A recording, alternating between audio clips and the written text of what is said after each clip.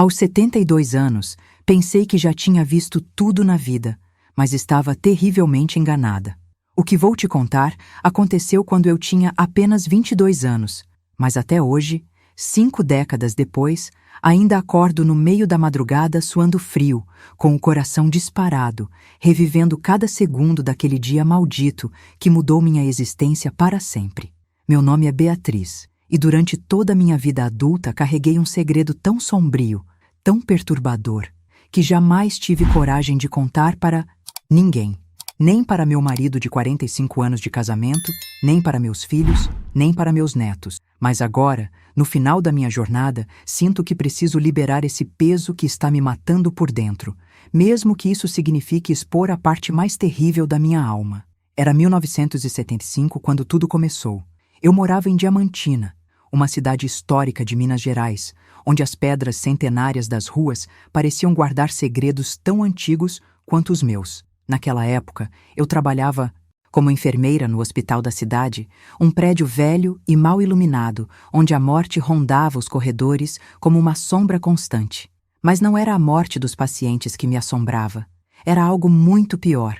Algo que crescia dentro de mim como um tumor maligno, consumindo minha sanidade aos poucos. Tudo começou numa terça-feira chuvosa de março. Lembro-me perfeitamente porque era o dia em que minha vida se partiu ao meio, dividindo-se em um antes e um depois que jamais conseguiria reconciliar. Eu estava cuidando dos pacientes da ala psiquiátrica, um lugar que a maioria dos funcionários evitava. Os gritos ecoavam pelas paredes descascadas. Os gemidos de desespero se misturavam com o cheiro de desinfetante e urina, criando uma atmosfera que faria qualquer pessoa normal fugir correndo.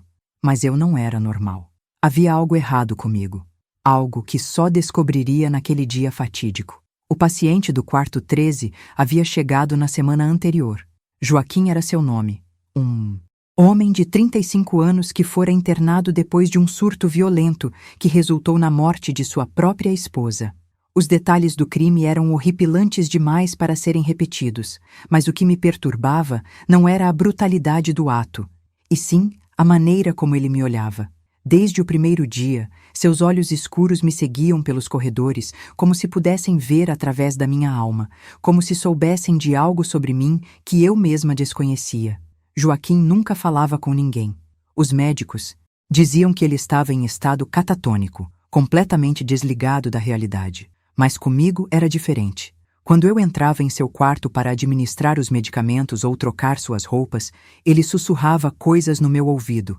Coisas terríveis, obscenas, que faziam meu corpo tremer não de medo, como deveria, mas de uma excitação doentia que me envergonhava profundamente. Ele descrevia com detalhes minuciosos as fantasias que tinha comigo, cenários de violência e prazer que se misturavam de forma perturbadora.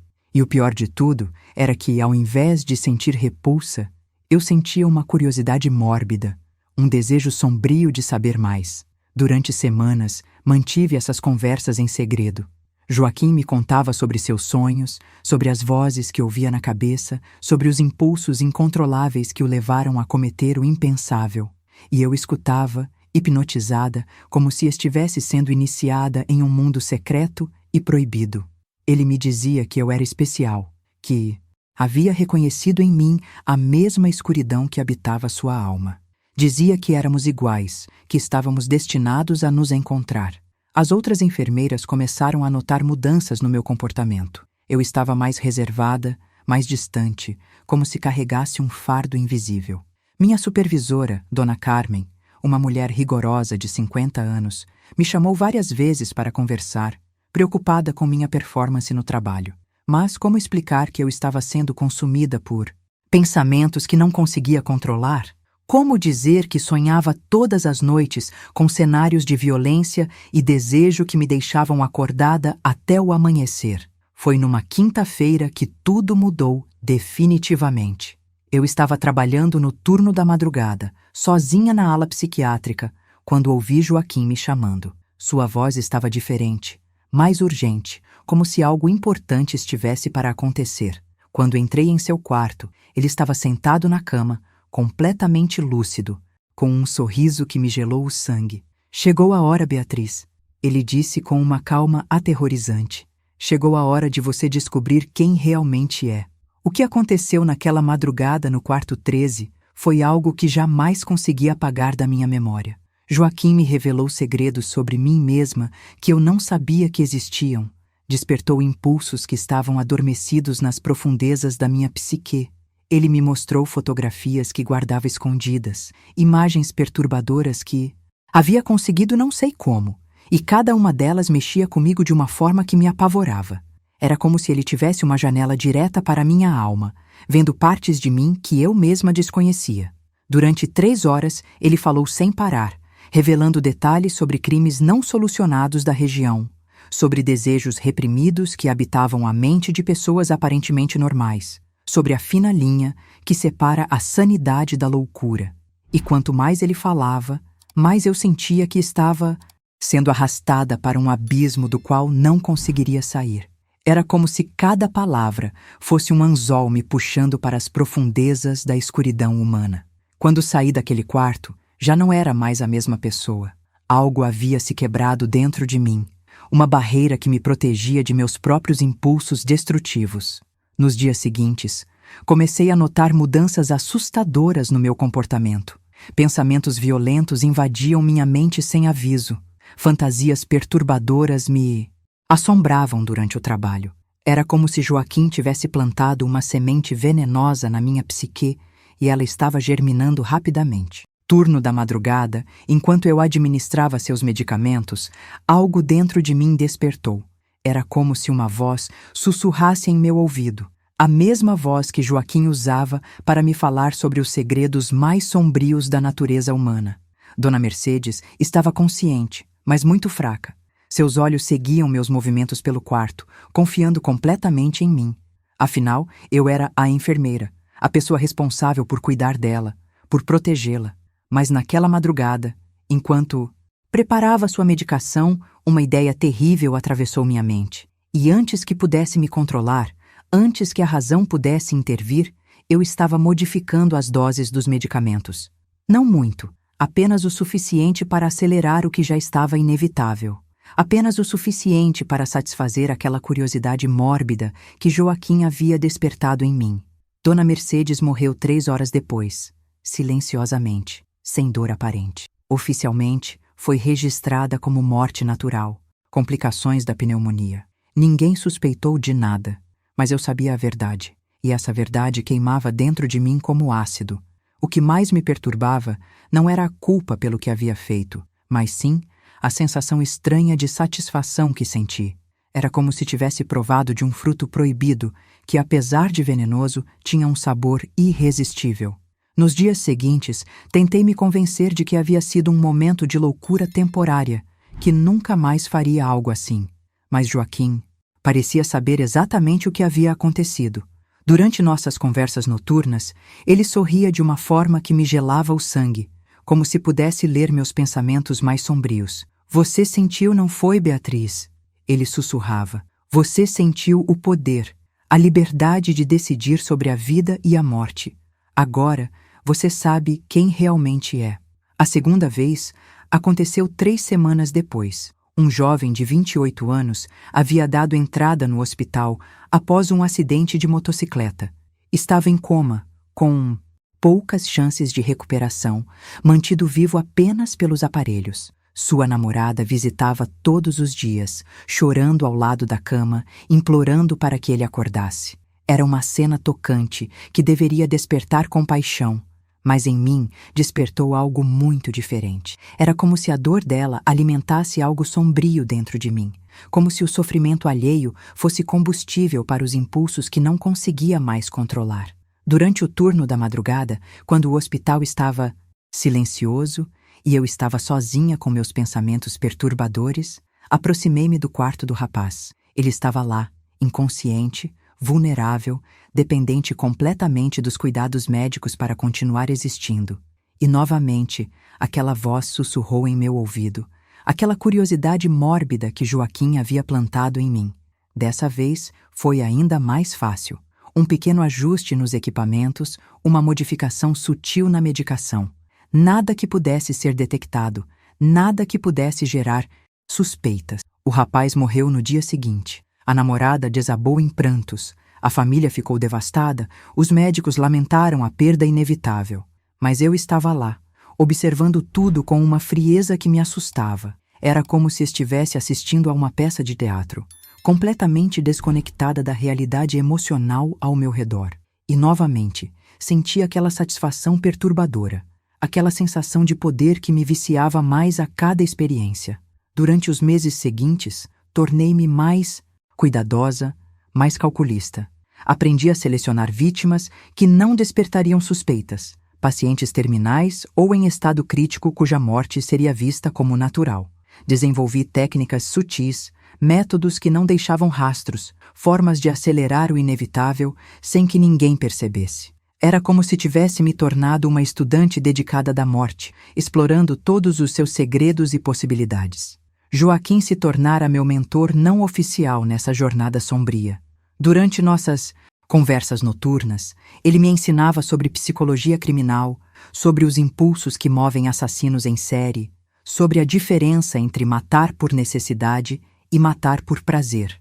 Ele me mostrava que eu não era a primeira pessoa aparentemente normal a descobrir essa faceta oculta da natureza humana. Contava histórias de enfermeiras que haviam trilhado o mesmo caminho, médicos que usaram sua posição para satisfazer impulsos similares. O que você sente não é remorso, ele me dizia com aquela voz hipnotizante. É êxtase disfarçado de culpa. Você finalmente descobriu sua verdadeira natureza, Beatriz. Você é uma predadora, e o hospital é sua caça. A sociedade te deu uma posição de confiança, de poder sobre a vida e a morte, e você está apenas usando esse poder de acordo com seus instintos mais profundos. As palavras dele ecoavam na minha mente durante os plantões, transformando cada decisão médica em uma oportunidade. Comecei a ver os pacientes não como seres humanos necessitados de cuidados, mas como peças em um jogo macabro que só eu controlava. Era um sentimento intoxicante, uma sensação de supremacia que crescia a cada dia. Eu era a deusa da morte naquele hospital, decidindo quem viveria e quem morreria, e ninguém suspeitava de nada. A terceira vítima foi um homem de meia idade que havia sofrido um infarto. Estava se recuperando bem, com boas chances de alta em poucos dias.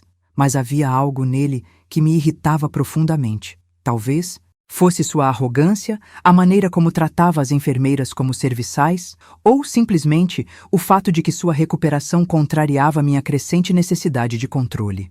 Durante a madrugada, quando administrei sua medicação, incluí uma pequena dose extra de algo que causaria uma reação adversa. Nada letal por si só, mas suficiente para complicar seu quadro clínico. Ele teve uma parada cardíaca 3 horas depois. A equipe de plantão fez de tudo para reanimá-lo, mas não conseguiu. Mais uma morte registrada como complicação natural, mais uma família destruída pela perda, mais uma vítima do meu apetite crescente pela destruição.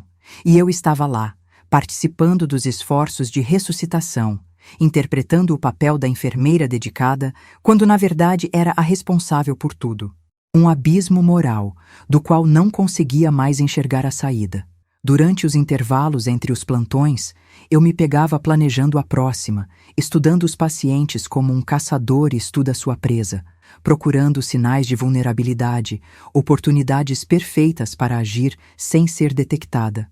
Joaquim continuava sendo minha única confidência nesse mundo sombrio. Durante nossas conversas noturnas, ele me encorajava a explorar limites cada vez mais perigosos, a experimentar métodos diferentes, a satisfazer curiosidades mórbidas que nem sabia que possuía. Ele me contava sobre outros casos que conhecia, outras pessoas que haviam descoberto essa faceta oculta da natureza humana e como haviam lidado com ela. Era como se existisse uma irmandade secreta de predadores disfarçados de cuidadores, e eu estava sendo iniciada em seus mistérios mais profundos. A sociedade precisa de pessoas como nós. Ele me dizia durante uma dessas sessões noturnas. Alguém precisa tomar as decisões difíceis, alguém precisa acelerar processos que já estão em andamento. Você não está matando pessoas saudáveis, Beatriz. Você está simplesmente ajudando a natureza a seguir seu curso. É um ato de misericórdia disfarçado de crueldade. As palavras dele faziam sentido para minha mente, já contaminada pela experiência. Eu conseguia racionalizar cada ação, justificar cada morte como um ato de compaixão ou necessidade. Os pacientes terminais eram libertados de seu sofrimento. Os casos hopeless eram poupados de uma agonia prolongada. Os indivíduos problemáticos eram removidos antes que causassem mais danos. Era uma lógica perversa, mas que me permitia dormir à noite sem ser completamente consumida pela culpa. Durante os primeiros 6 meses, consegui manter um equilíbrio precário entre minha vida normal e meus impulsos destrutivos. No trabalho, era vista como uma enfermeira dedicada e competente. Em casa, mantinha uma fachada de normalidade com meus pais e amigos. Mas por dentro, sentia que estava sendo consumida por algo que crescia exponencialmente a cada dia. Era como se houvesse 2 Beatrizes habitando o mesmo corpo. A mulher respeitável que todos conheciam e a predadora sombria que emergira das profundezas da minha psique. A 4ª vítima quebrou completamente essa barreira entre meus 2 mundos. Era uma criança de 8 anos que havia sido internada com meningite. Seus pais não saíam do lado da cama, revezando-se em vigílias intermináveis, orando desesperadamente por sua recuperação. A menina estava respondendo bem ao tratamento, com boas chances de se recuperar completamente, mas havia algo na inocência dela, na pureza de seu sofrimento, que despertou em mim um impulso diferente e mais perturbador. Durante uma madrugada particularmente silenciosa, enquanto os pais descansavam na sala de espera, aproximei-me do quarto da criança. Ela estava dormindo, com a respiração suave e regular, completamente indefesa. E pela primeira vez, senti uma hesitação real. Era uma coisa acelerar a morte de adultos que já estavam próximos do fim, mas uma criança. Isso atravessava uma linha que nem sabia que existia. Por alguns minutos, fiquei ali parada, observando sua face angelical, lutando contra impulsos que pareciam vir de uma parte de mim que não reconhecia. Mas a voz de Joaquim ecoava em minha mente, lembrando-me de que não havia diferença moral entre as vítimas, que idade era apenas um número, que o sofrimento era universal e que eu tinha o poder de encerrá-lo. Lentamente, quase automaticamente, preparei uma dose modificada de medicamento. Minha mão tremia enquanto a administrava, mas não consegui parar. Era como se estivesse sendo controlada por uma força externa, uma compulsão que transcendia minha capacidade de escolha. A menina morreu 2 horas depois. Os pais desabaram em um desespero que ecoou pelos corredores do hospital, um lamento primordial que deveria ter partido meu coração. Mas eu estava lá, oferecendo consolos vazios, interpretando o papel da enfermeira compassiva, quando, na verdade, era a responsável por toda aquela dor. E pela primeira vez, senti algo que poderia ser descrito como verdadeiro remorso, uma dor genuína que me fez questionar se havia cruzado uma linha da qual não poderia mais voltar. Nos dias seguintes, tentei parar. Evitei Joaquim, concentrei-me em ser uma enfermeira exemplar, foquei em salvar vidas ao invés de tirá-las. Mas os impulsos eram mais fortes que minha vontade. Era como tentar parar de respirar. Por mais que me esforçasse, eventualmente a necessidade se tornava irresistível. Durante 3 semanas consegui me manter limpa, mas a abstinência era agonizante. Sentia-me irritada, ansiosa, como se uma parte fundamental de mim estivesse sendo reprimida. A 5ª vítima foi quase um alívio. Um idoso de 85 anos, com múltiplas complicações, sem família, sem esperança real de recuperação. Durante a madrugada, quando administrei sua última dose de medicamento, senti uma paz que não experimentava há semanas. Era como se tivesse voltado para casa após uma longa viagem, como se estivesse finalmente sendo fiel à minha verdadeira natureza. Joaquim notou imediatamente minha mudança de humor. Durante nossa próxima conversa noturna, ele sorriu com aquela expressão que me gelava o sangue. "Você tentou resistir, não foi?" Ele disse com uma satisfação evidente. "Mas descobriu que não consegue. Isso que você sente não é uma doença, Beatriz. É uma evolução. Você se tornou algo além da moralidade comum, além das limitações que a sociedade impõe. Você é livre de uma forma que a maioria das pessoas nunca será." Durante os meses seguintes, Refinei meus métodos até transformá-los em uma arte sombria.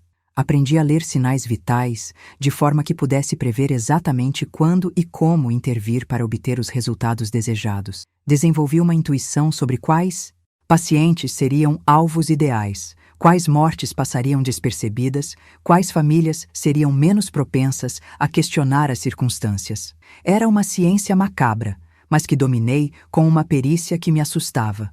O hospital começou a notar um aumento nas mortes durante meus plantões, mas nada que pudesse ser atribuído especificamente à minha presença. As estatísticas ainda estavam dentro dos parâmetros normais para uma instituição daquele porte, e minhas vítimas eram sempre casos que justificavam o desfecho fatal.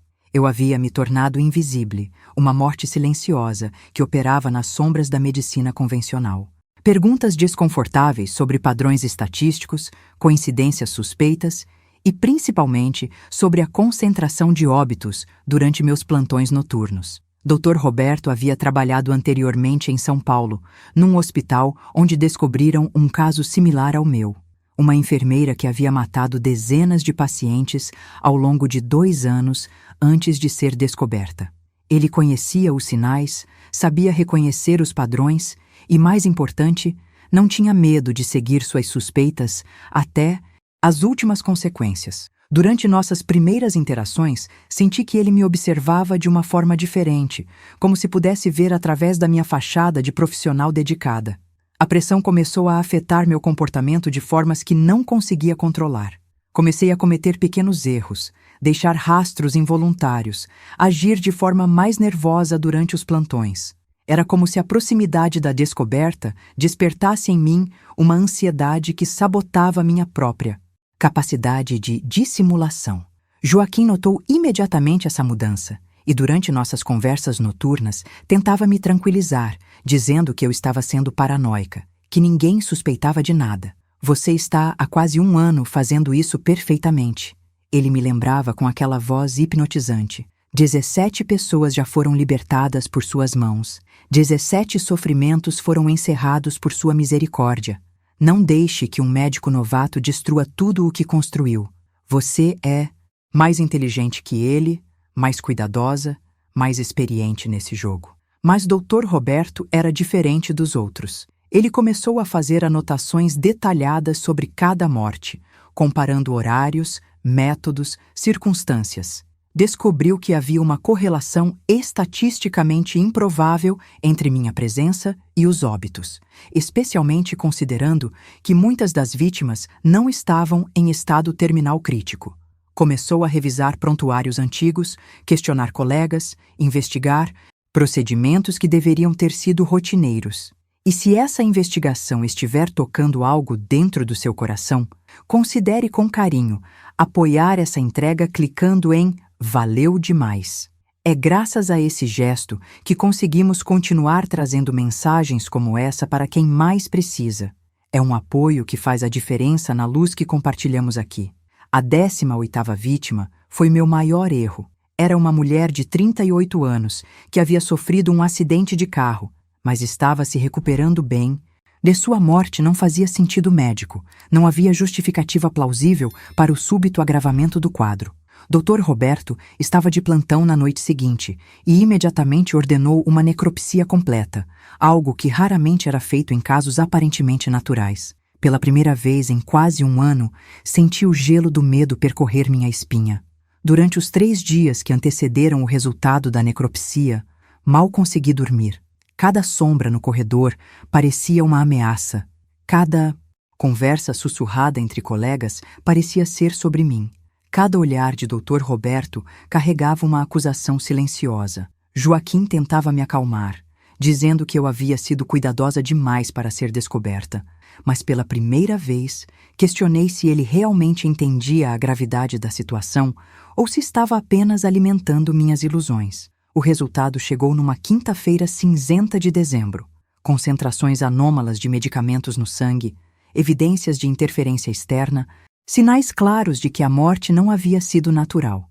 Dr. Roberto não perdeu tempo. No mesmo dia, solicitou uma investigação formal de todas as mortes ocorridas durante meus plantões nos últimos 12 meses. Era o começo do fim, e eu sabia disso. Durante as 48 horas seguintes, vivia em um estado de pânico constante. Cada telefonema, cada reunião, cada conversa interrompida quando eu me aproximava, eram sinais de que a rede estava se fechando ao meu redor.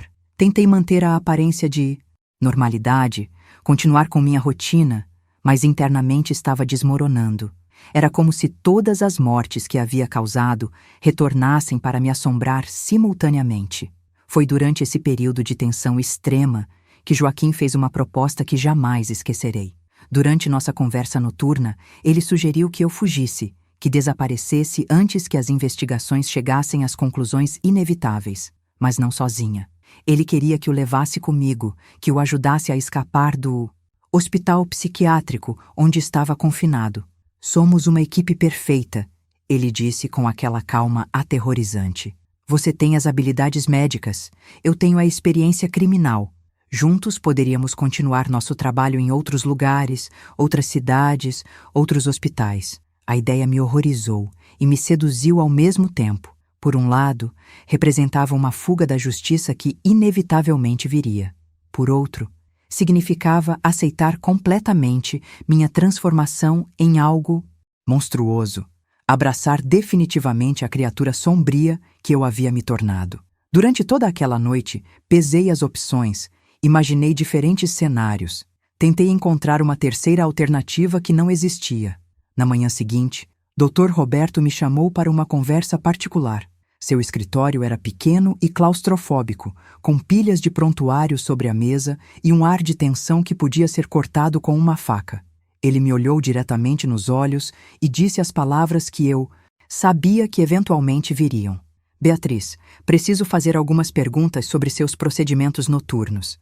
Algumas inconsistências surgiram durante nossas investigações e sua cooperação seria muito apreciada. Era uma abordagem diplomática, mas ambos sabíamos o que realmente estava acontecendo. Era um interrogatório disfarçado de conversa amigável. Uma oportunidade para eu me incriminar ou pelo menos revelar informações que poderiam ser usadas contra mim posteriormente. Durante 45 minutos, respondi às suas perguntas com cuidado extremo, tentando manter a fachada de inocência enquanto internamente calculava cada palavra, cada expressão facial. Quando saí daquela sala, sabia que meu tempo estava se esgotando. Dr. Roberto não tinha provas concretas ainda, mas estava muito próximo de obtê-las. Era apenas uma questão de tempo, até que as peças do quebra-cabeça se encaixassem completamente. Naquela noite, tomei a decisão que mudaria tudo. Aceitaria a proposta de Joaquim. Fugiríamos juntos. Começaríamos uma nova vida longe dali. Continuaríamos nosso trabalho sombrio em outros lugares. Durante o transporte na ambulância, ele recuperaria a consciência e juntos tomaríamos controle da situação. Era um plano desesperado, cheio de falhas potenciais, mas nossa situação não permitia alternativas mais seguras. Joaquim havia conseguido, através de métodos que preferi não questionar, informações sobre documentos falsos que poderíamos obter em Belo Horizonte, contatos que nos ajudariam a desaparecer completamente do sistema. Em 3 meses, estaremos trabalhando em algum hospital do interior. Ele me garantiu com aquela confiança perturbadora. Em 6 meses, ninguém mais se lembrará de que existimos. A ideia de deixar minha cidade natal, minha família, minha vida inteira para trás era agonizante, mas a alternativa era passar décadas na prisão, possivelmente o resto da minha vida. Durante os 2 dias que antecederam nossa tentativa de fuga, vivi em um estado de tensão constante, como se estivesse caminhando sobre uma corda bamba acima de um abismo. E cada interação no hospital poderia ser a última. Cada olhar suspeito de Dr. Roberto poderia significar que nosso tempo havia se esgotado. Na noite da fuga, tudo começou a dar errado desde o início. O sedativo que administrei em Joaquim teve um efeito mais forte do que esperávamos, deixando-o genuinamente inconsciente por muito mais tempo que o planejado. Quando chegou a hora de simular a emergência médica, ele não respondeu aos meus estímulos, forçando-me a improvisar uma situação que rapidamente fugiu do meu controle. Dr. Roberto estava de plantão naquela noite, uma coincidência terrível que não havíamos previsto. Quando declarei que Joaquim precisava de transferência imediata devido a complicações respiratórias súbitas, ele insistiu em examinar o paciente pessoalmente. Durante 5 minutos agonizantes, ele verificou sinais vitais, examinou reflexos, fez perguntas técnicas sobre o quadro clínico que tive dificuldade de responder convincentemente. Isso é muito estranho, Beatriz, ele disse finalmente, me encarando com uma intensidade que fez minha pele formigar. Os sinais vitais dele não condizem com a emergência respiratória que você descreveu. Na verdade, parecem mais compatíveis com sedação farmacológica. Você poderia explicar essa discrepância? Era o momento que eu mais temia, a confrontação direta que não tinha como evitar. Por alguns segundos, considerei confessar tudo, acabar com aquela farsa terrível que minha vida havia se tornado. Mas a voz de Joaquim ecoava em minha mente, lembrando-me de que confessar significaria destruir não apenas minha vida, mas possivelmente expor outros segredos que ele guardava, outras pessoas que poderiam estar envolvidas em atividades similares.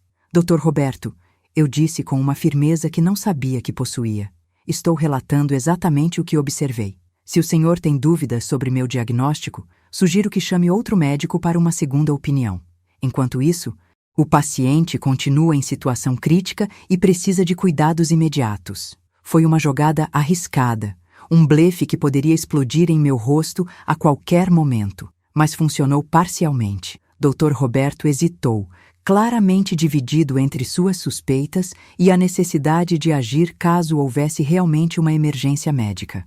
Durante aqueles segundos cruciais, Joaquim começou a mostrar sinais de que estava recuperando a consciência, movimentos sutis que apenas eu conseguia detectar. Está bem, Dr. Roberto disse finalmente. Mas eu vou acompanhar a transferência pessoalmente. Quero ter certeza de que o protocolo está sendo seguido corretamente. Era o pior cenário possível. Nossa tentativa de fuga havia se transformado em uma situação onde teríamos que sequestrar um médico respeitado, envolvê-lo em nossa fuga desesperada, possivelmente machucá-lo para garantir nossa própria sobrevivência.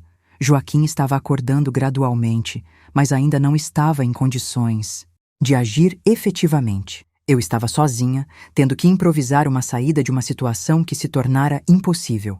Durante o trajeto para a ambulância, minha mente trabalhava freneticamente, tentando encontrar uma maneira de salvar a situação sem causar mais danos. Mas cada opção que considerava levava a consequências ainda piores. Se atacasse Dr. Roberto, transformaria nossa fuga em uma acusação de sequestro e agressão. Se abortasse o plano, Joaquim acordaria completamente na ambulância, potencialmente revelando nossa conspiração.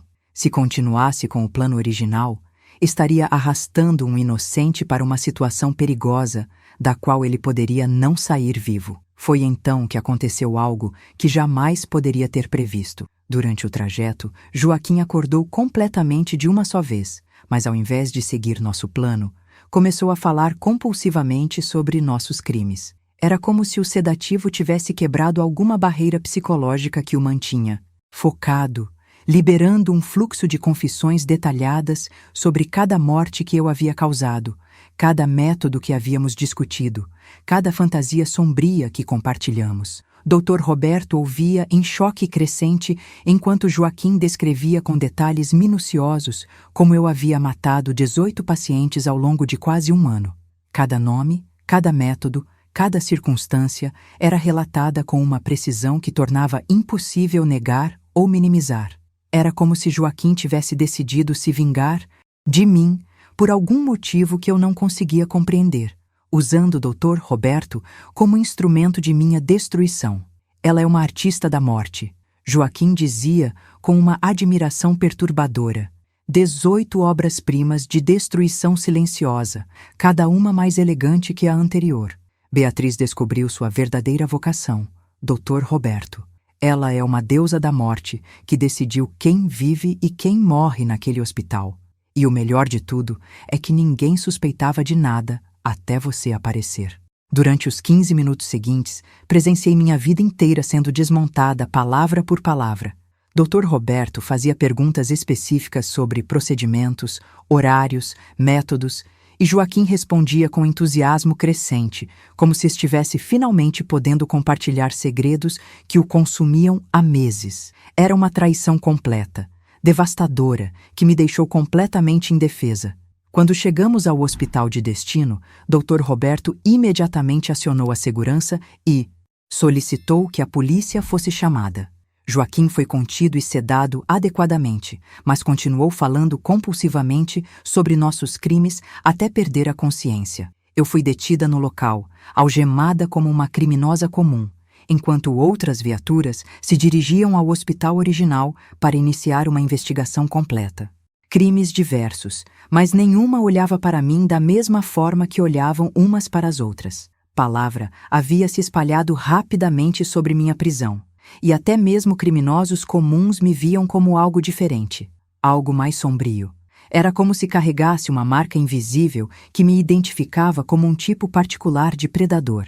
Durante os interrogatórios, tentei negar tudo inicialmente, alegando que Joaquim estava delirando, que suas acusações eram produto de uma mente doente. Mas as evidências começaram a se acumular rapidamente. Dr. Roberto havia solicitado necropsias de todas as minhas supostas vítimas, e os resultados eram devastadores. Concentrações anômalas de medicamentos, sinais de interferência externa, padrões que só poderiam ser explicados por sabotagem deliberada. Meus pais vieram me visitar no terceiro dia. O olhar de decepção e horror em seus rostos foi mais doloroso que qualquer punição legal que eu pudesse enfrentar. Minha mãe, uma mulher religiosa que havia me criado com valores sólidos sobre a santidade da vida, não conseguia sequer olhar diretamente para mim. Meu pai, que sempre fora meu maior apoiador, parecia ter envelhecido 10 anos em 3 dias. Como foi possível? Minha mãe perguntou com a voz quebrada. Como a filha que criamos, que sempre quis ajudar as pessoas, pôde se transformar em isso? Não havia resposta que pudesse dar, nenhuma explicação que pudesse minimizar a traição de tudo o que ela acreditava sobre mim. Joaquim havia despertado algo que já existia em mim, mas eu havia escolhido alimentar essa escuridão ao invés de combatê-la. Durante as semanas seguintes, mais detalhes sobre meus crimes vieram à tona. Investigadores forenses descobriram que meus métodos haviam se tornado cada vez mais sofisticados ao longo do tempo, evidência de que eu havia estudado e aperfeiçoado minhas técnicas deliberadamente. Encontraram anotações que eu havia feito sobre diferentes medicamentos e seus efeitos, registros de observações sobre padrões comportamentais de pacientes vulneráveis. A mídia local transformou o caso num espetáculo sensacionalista. Manchetes como A Enfermeira da Morte e Anjo Assassino de Diamantina estampavam jornais e revistas. Repórteres acampavam na frente da casa dos meus pais, perseguiam ex-colegas de trabalho em busca de declarações, transformaram minha vida privada em entretenimento público. Era como se eu tivesse me tornado um monstro de circo, exibida para satisfazer a curiosidade mórbida do público. O julgamento começou 8 meses depois da minha prisão. A promotoria havia construído um caso sólido, apresentando evidências forenses irrefutáveis, testemunhos de colegas que haviam notado comportamentos suspeitos, registros médicos que demonstravam padrões impossíveis de serem coincidências. Meu advogado tentou alegar insanidade temporária, argumentando que eu havia sido manipulada por Joaquim, mas as evidências sugeriam planejamento deliberado e execução calculada. Durante meu depoimento, tentei explicar como tudo havia começado, como Joaquim havia despertado impulsos que eu não sabia que possuía, como cada crime havia se tornado mais fácil que o anterior. Mas minhas palavras soavam ocas mesmo para mim. Não havia justificativa para o que eu havia feito, nenhuma explicação que pudesse restaurar as vidas que eu havia tirado ou consolar as famílias que eu havia destruído. Se essa mensagem está tocando algo dentro do seu coração até aqui e quiser apoiar para que ela chegue a outras pessoas que também precisam ouvir histórias reais, clique em Valeu Demais. Esse gesto pequeno ajuda a manter viva essa missão de compartilhar experiências que podem servir de alerta para todos nós. Gratidão imensa.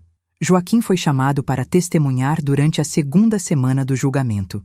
Estava medicado e aparentemente lúcido, mas ainda carregava aquela intensidade perturbadora que me havia atraído inicialmente. Durante 3 horas, ele descreveu nossa relação com detalhes íntimos, revelando conversas privadas que eu pensava que ficariam entre nós para sempre. Mas sua versão dos fatos era distorcida, pintando-me como uma psicopata manipuladora que havia usado ele como álibi para justificar impulsos assassinos pré-existentes. Beatriz não precisava da minha influência para se tornar o que se tornou.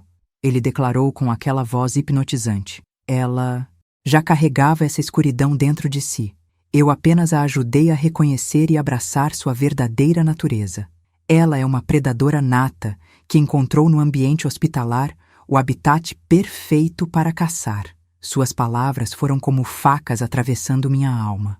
Durante meses ele havia me encorajado, me apoiado, me feito sentir que éramos parceiros em algo único e especial.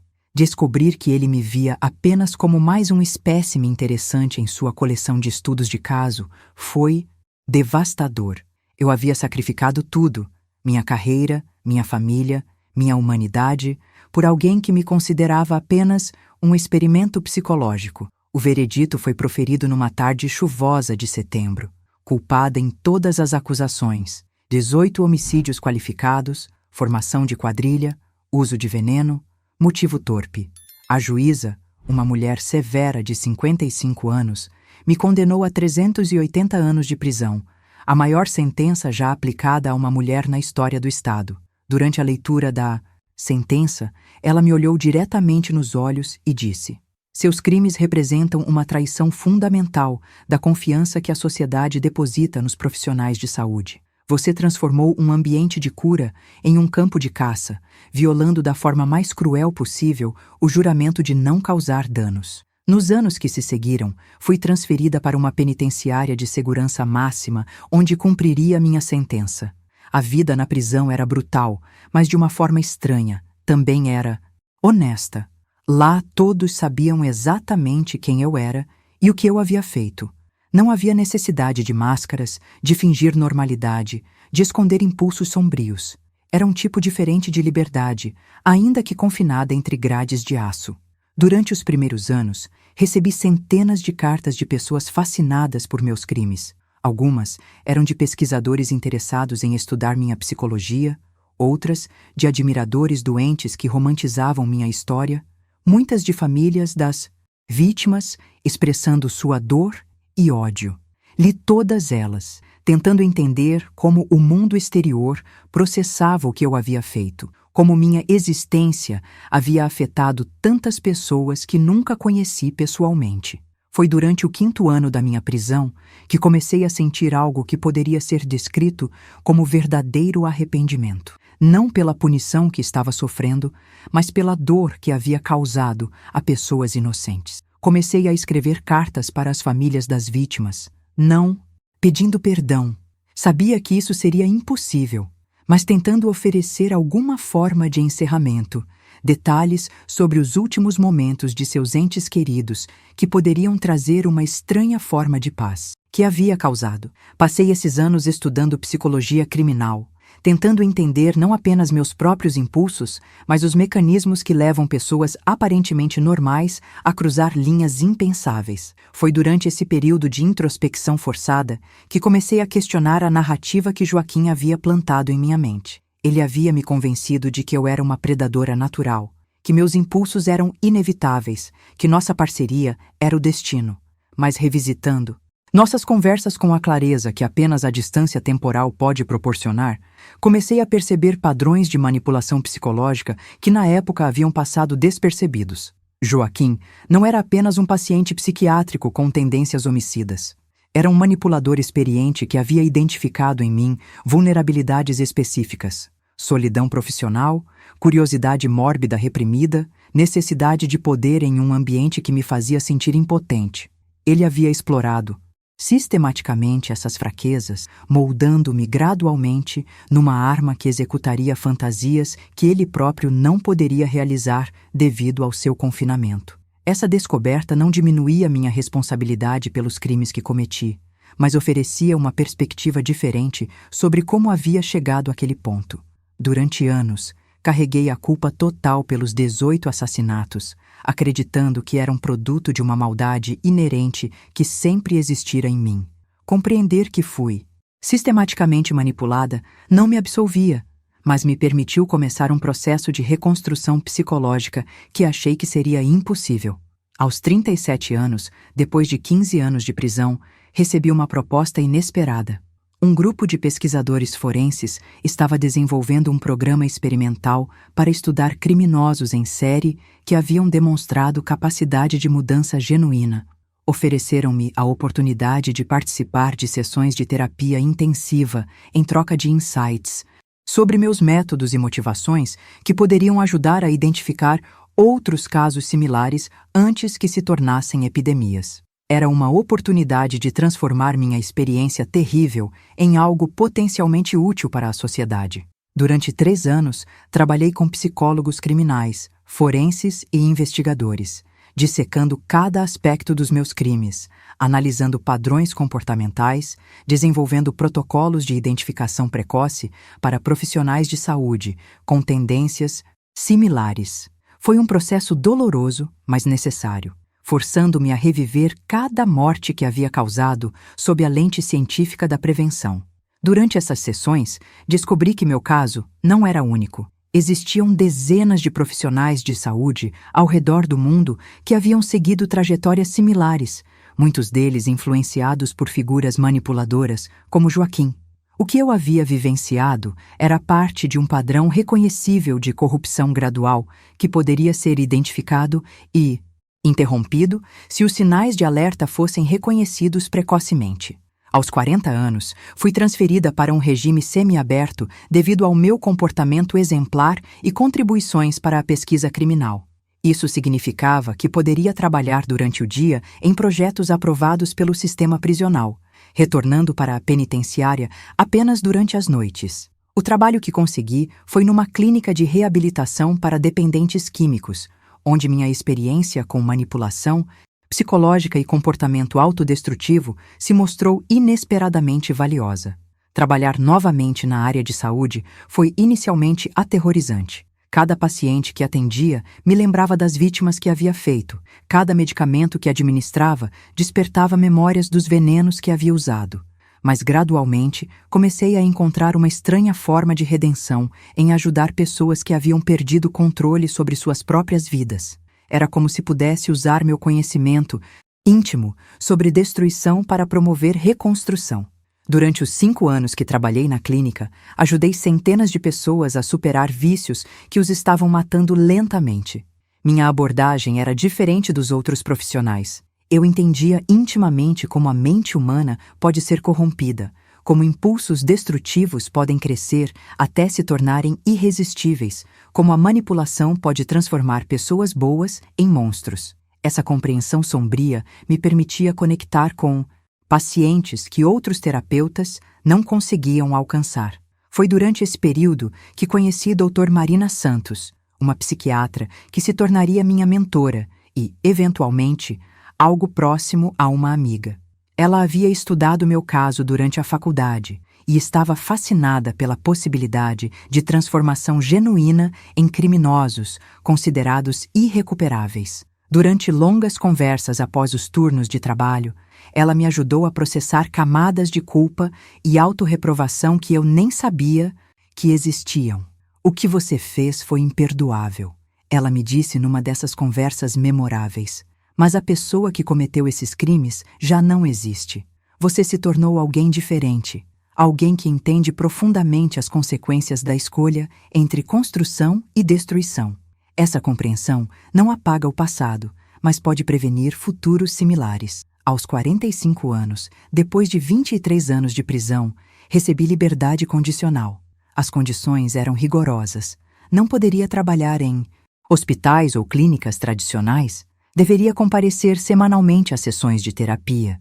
Teria que usar uma tornozeleira eletrônica por 5 anos. Mas era liberdade, uma oportunidade de reconstruir alguma versão de vida normal depois de 2 décadas de confinamento. Mudei-me para uma pequena cidade do interior de Goiás, onde ninguém conhecia minha história.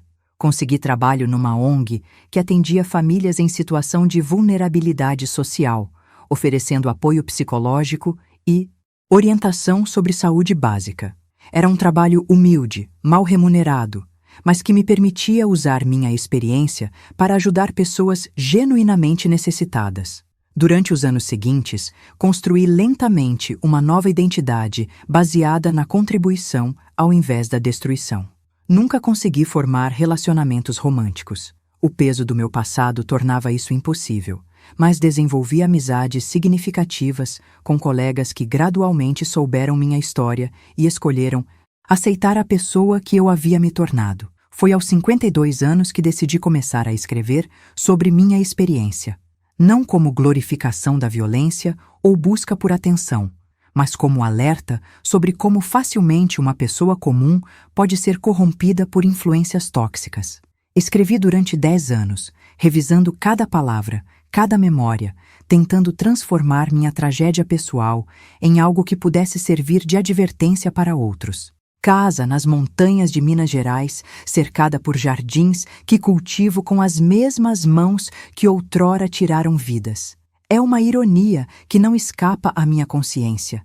Essas mãos que um dia foram instrumentos de morte, agora nutrem vida, cuidam de plantas, ajudam a crescer coisas belas, num mundo que eu ajudei a tornar um pouco mais escuro. Durante esses últimos 20 anos em liberdade, recebi centenas de cartas de pessoas que leram minha história. Algumas são de profissionais de saúde, que reconheceram em si mesmos sinais de alerta similares aos meus. Outras, de familiares preocupados com comportamentos suspeitos de entes queridos. Respondo a todas elas, oferecendo o que aprendi sobre manipulação psicológica, sinais de corrupção moral, formas de buscar ajuda antes que seja tarde demais. Uma das cartas mais marcantes veio de uma jovem enfermeira de Salvador que estava passando por experiências similares às minhas nos primeiros estágios. Ela havia conhecido um paciente carismático que começara a plantar ideias perturbadoras em sua mente, questionando seus valores morais, sugerindo que ela tinha poder sobre a vida e morte que deveria exercer. Minha resposta a ela foi direta e urgente. Fuja.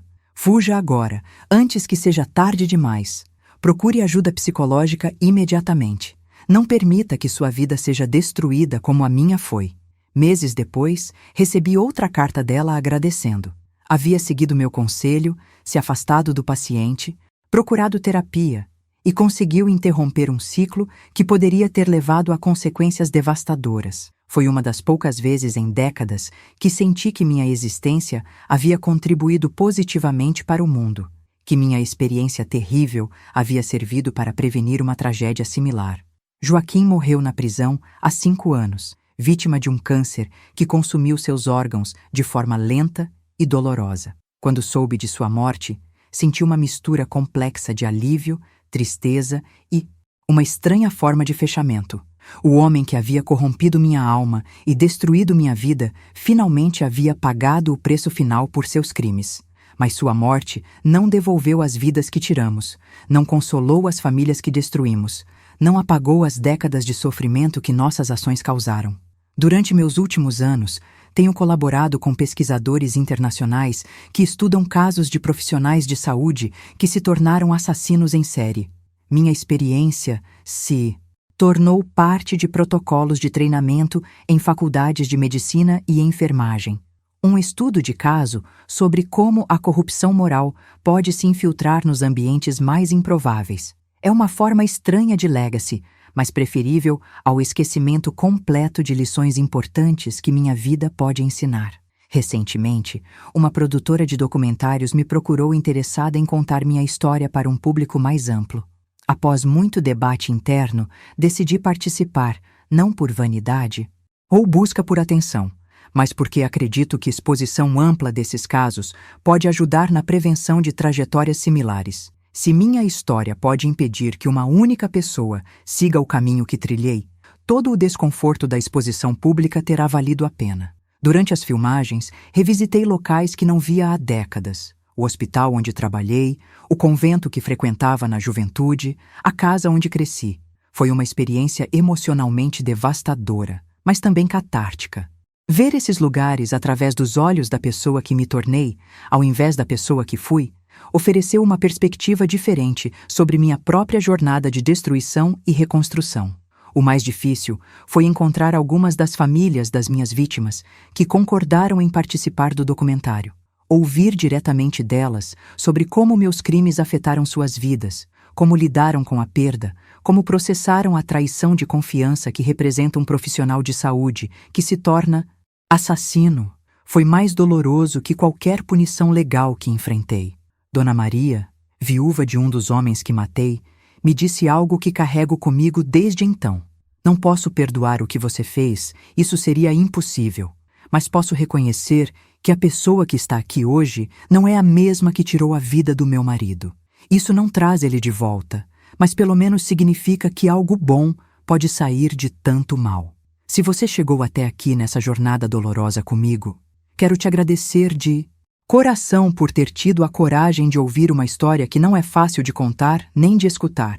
Se essa experiência tocou você de alguma forma, se te fez refletir sobre as escolhas que fazemos e como elas podem nos transformar, considere apoiar esse canal clicando em Valeu Demais. É através do compartilhamento dessas histórias reais, por mais difíceis que sejam, que podemos aprender e crescer como sociedade.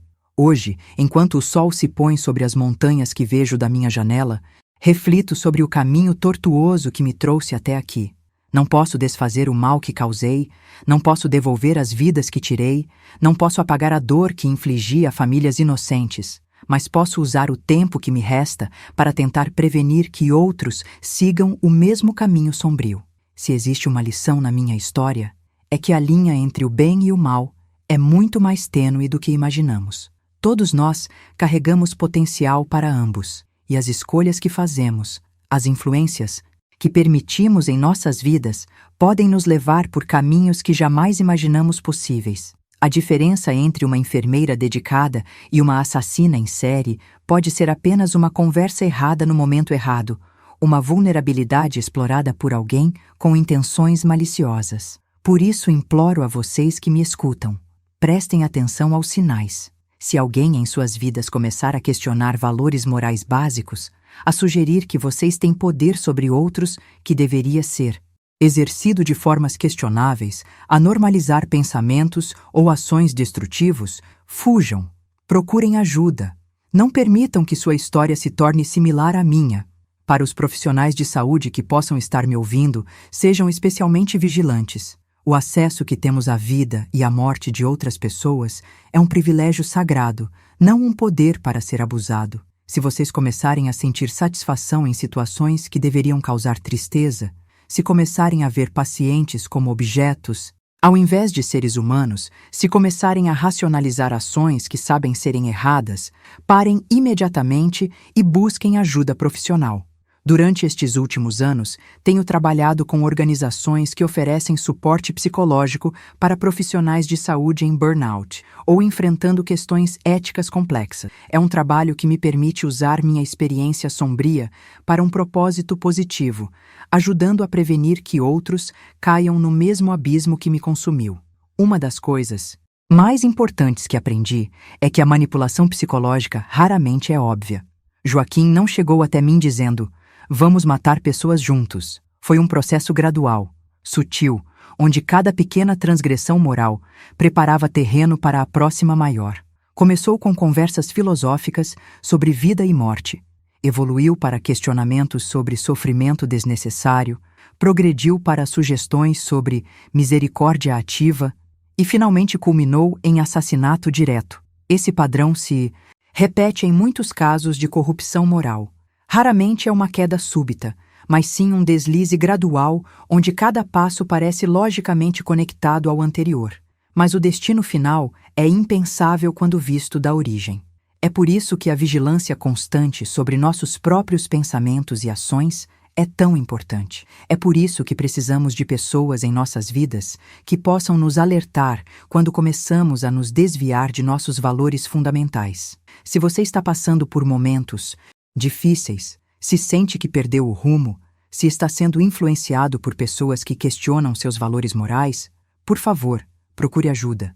Existem profissionais qualificados, organizações de apoio, linhas diretas de crise que podem oferecer suporte antes que escolhas irreversíveis sejam feitas. Não deixe que o orgulho, a vergonha ou o medo impeçam você de buscar a ajuda que precisa.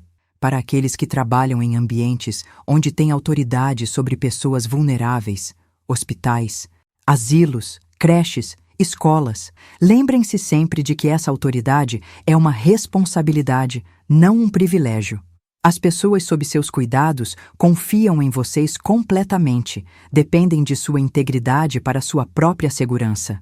Trair essa confiança é um dos crimes mais hediondos que existem, porque explora exatamente aqueles que mais precisam de proteção.